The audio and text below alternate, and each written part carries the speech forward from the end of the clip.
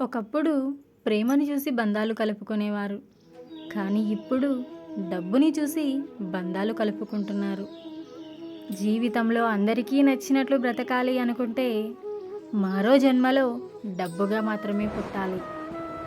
జీవితంలో సుఖ దుఃఖాలు నాణానికి ఉన్న బొమ్మ బొరుసు లాంటివి. ప్రతిసారి ఒకే దానిని చూడగలం. రెండో వైపు చూడాలంటే దానిని తిప్పడమే మార్గం. అందుకే మీరు కష్టాలలో ఉన్నప్పుడు దాన్ని తిప్పి చూసేది మర్చిపోకండి. ఎందుకంటే ఎప్పుడూ కష్టాలే ఉండవు, అలా అని ఎప్పుడూ సంతోషము ఉండదు. జీవితంలో రెండూ ఉంటేనే నీకు జీవితం విలువ, నీ విలువ, నీ చుట్టూ ఉన్న వాళ్ళ విలువ నీకు అర్థమయ్యేది. డబ్బు మనిషిని మార్చదు. డబ్బు మనిషి నిజస్వరూపాన్ని బయట పెడుతుంది. ధనం వల్ల సుఖం పొందవచ్చని అందరూ పిచ్చిగా సంపాదిస్తూ ఉంటారు. అధికమైన సొమ్ము ఎప్పటికైనా దుఃఖాన్నే కలిగిస్తుంది. సంపాదించిన సొమ్మును కాపాడుకోవాలనే అశాంతితోనే అల్లాడుతూ ఉంటారు. అత్యంత ప్రేమానురాగాలలో ఉండే తల్లికి పిల్లలకు మధ్య కూడా ధన విరోధం వస్తుంది. డబ్బు నుంచి వచ్చే ప్రేమ దీపం లాంటిది. అది నూనె ఉన్నంత వరకే వెలుగుతూ ఉంటుంది. మనసులో నుండి వచ్చే ప్రేమ సూర్యుడు లాంటిది. అది సృష్టి ఉన్నంత వరకు వెలుగుతూనే ఉంటుంది. అవునా కాదా చెప్పండి. డబ్బు అసలైన విలువ ఒకరి వద్ద అప్పు అడిగేటప్పుడే తెలిసొస్తుంది. ఆకాశంలో గాలిపటం ఎగరాలంటే దారం కావాలి. అది కింద పడకుండా ఉండాలి అంటే గాలి కావాలి. కానీ ఇవి రెండు ఎవరికీ కనిపించవు. నువ్వు కూడా అంతే. అందరికీ నీ విలువ తెలియాల్సిన అవసరం లేదు. నువ్వు కావాలి అనుకున్న వారికి తెలిస్తే చాలు. ఇతరులను వేలెత్తి విమర్శించే ముందు నీ ప్రవర్తన ఎలా ఉందో, నీ మాట తీరు ఎలా ఉందో ముందు అది తెలుసుకో. నీ తప్పులను, నీ పొరపాట్లను పక్కన పెట్టి ఎదుటి మనిషిని విమర్శించే హక్కు నీకు లేదని తెలుసుకో. అప్పట్లో మనిషి వయసును చూసి మర్యాద ఇచ్చేవాళ్ళు. కానీ ఇప్పుడు మనిషి వెనక ఉన్న డబ్బుని చూసి మర్యాద ఇస్తున్నారు. ధనమున్నవాడే గుణవంతుడవుతున్నాడు, గుణమున్నవాడు దరిద్రుడు అవుతున్నాడు. ఫలితాన్ని ఆశిస్తూ పరిగెత్తవద్దు. పని చేస్తూ పోతే ఫలితం అదే పరిగెత్తుకొని వస్తుంది. చెట్టుకి డబ్బుకి మాటలొస్తే ఆ రెండూ చెప్పే మాట ఒక్కటే. ఈరోజు నన్ను కాపాడుకో, రేపు నిన్ను నేను కాపాడతాను అని.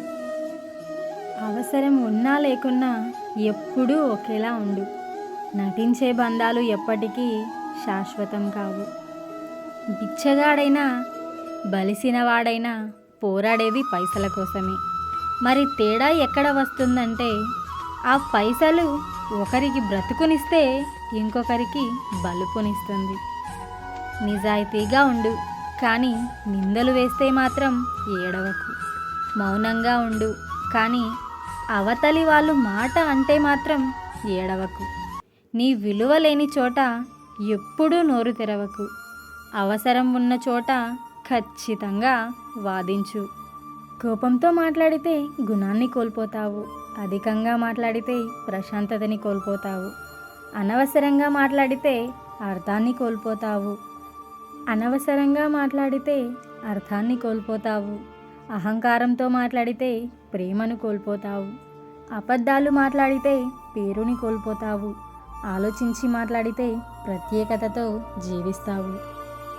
ధనాన్ని చూసి దరిచేరే బంధువులు, అందాన్ని చూసి కలిగే ప్రేమ, అవసరం కోసం కలుపుకునే స్నేహం ఎప్పటికీ శాశ్వతం కావు.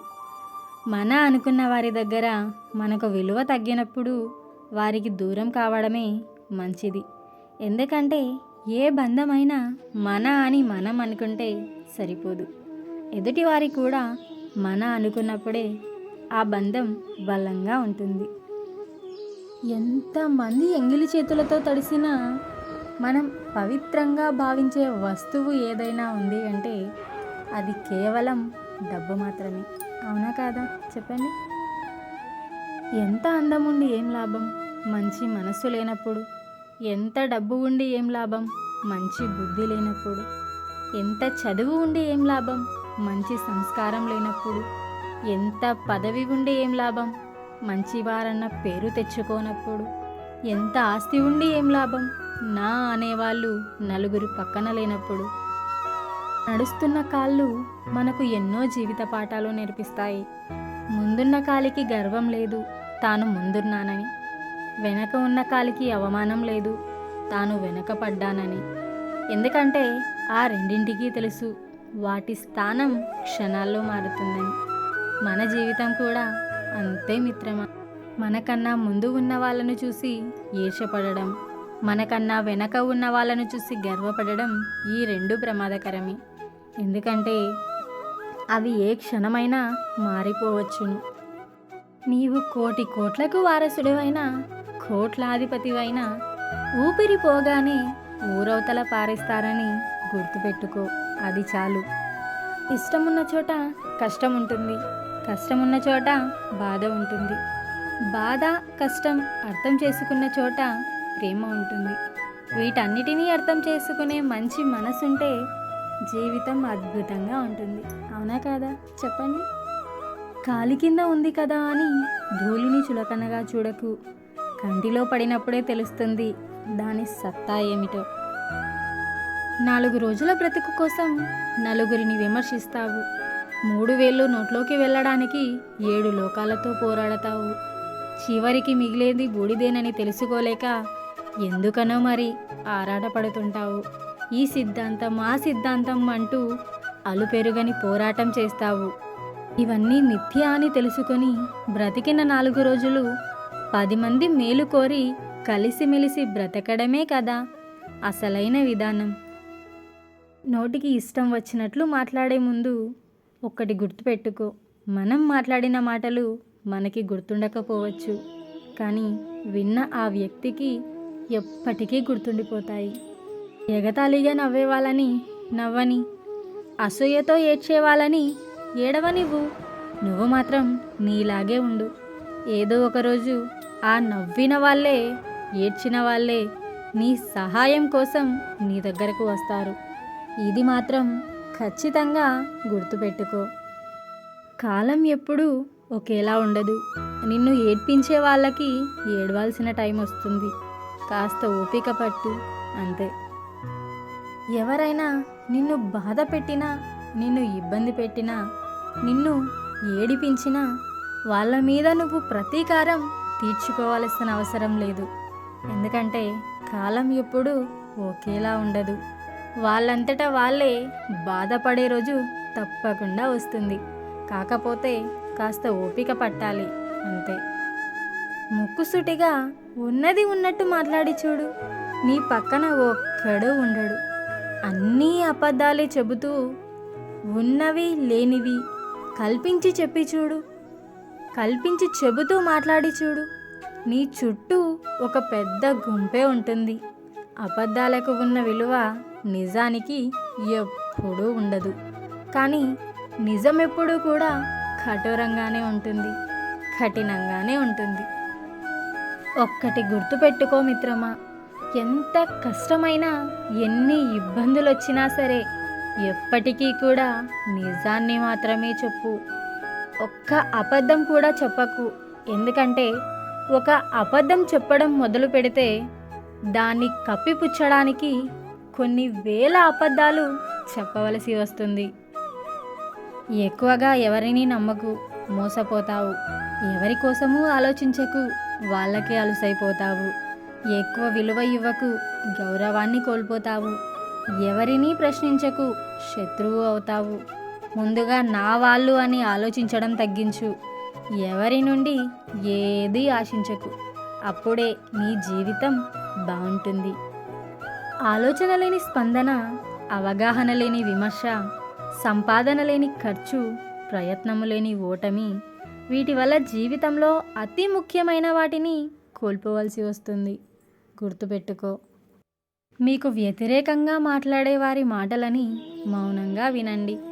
కాలమే వారికి సరైన సమాధానం చెబుతుంది. ఓపిక, సహనం అనేవి బలహీనతలు కాదు, అంతర్గతంగా ఉండే శక్తులు. అవి అందరిలో ఉండవు. తప్పు చేసి కూడా తమదే గెలుపని వాదించే వారికి ఎదురు చెప్పకండి. నిజానికి ఆ వాదనలో న్యాయం లేదని వాళ్ళకి తెలుసు. అహం అడ్డుగా ఉండడం వల్ల ఒప్పుకోరంతే.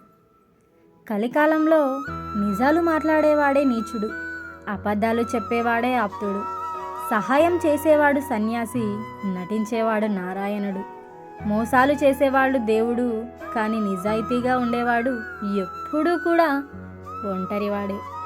అయినా పర్వాలేదు, నిజాయితీగా ఉండండి. ఎప్పుడూ కూడా విజయం మీ సొంతమే అవుతుంది. నా వీడియోస్ కనుక మీకు నచ్చినట్లయితే ఒక లైక్, ఒక షేర్, ఒక కామెంట్. ప్లీజ్ సబ్స్క్రైబ్ చేసుకోండి. పక్కనే ఉన్న బెల్ ఐకాన్ని యాక్టివేట్ చేసుకోండి. Thanks for watching. టింగ్ టింగ్. ఒకసారి బ్యాక్లో ఉన్న వీడియోస్ అన్నీ చెక్ చేయండి. నచ్చితే నా ఛానల్ను ఫాలో అవ్వండి. ఖచ్చితంగా మీకు నచ్చుతాయని ఆశిస్తున్నాను.